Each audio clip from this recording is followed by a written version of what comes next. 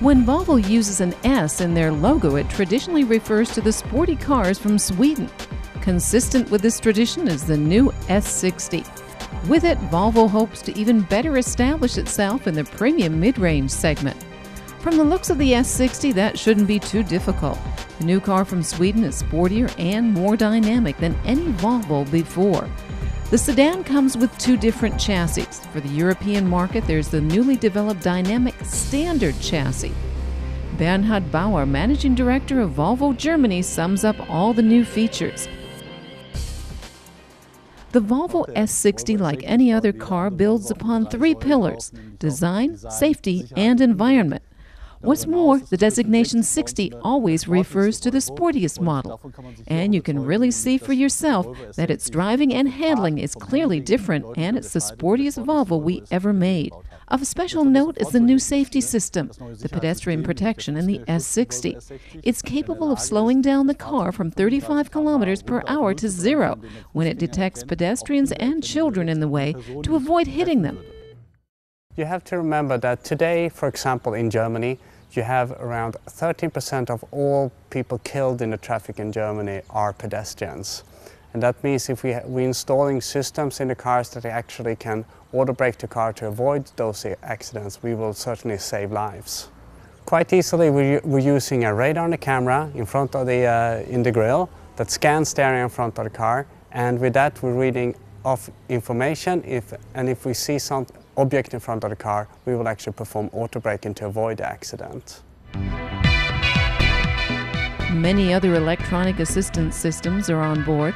There's the city safety system that fully prevents or at least reduces the consequences of collisions up to a speed of 30 kilometers per hour, a blind spot warning device, a lane holding assistant, a 180-degree camera in the front grille, and much, much more.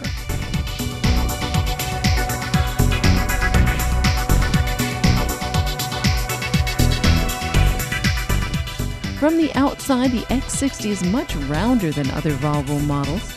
The boxy styling the brand followed for years now gives way to flowing lines and organic shapes. The stretched line of the C-pillar and the new line philosophy just mentioned could almost allow the S60 to be classified as a coupe. At the back, the main features are the classic Volvo taillights.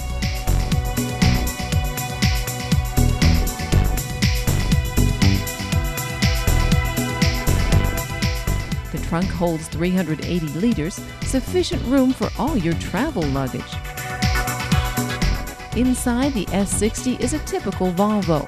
Everything is right where you would expect it to be on a Scandinavian car. The center console exudes elegance. The display for the navigation and the entertainment system is now part of the center console. For the back seat passengers, there's plenty of space, even despite the coupe-like lines. To power the S60, there's a choice of 5 gasoline and 3 diesel engines, with the output ranging from 150 to 304 horsepower. The range-topping engines are also available with all-wheel drive. We drove the D5 diesel with its twin-turbo and 205 horsepower.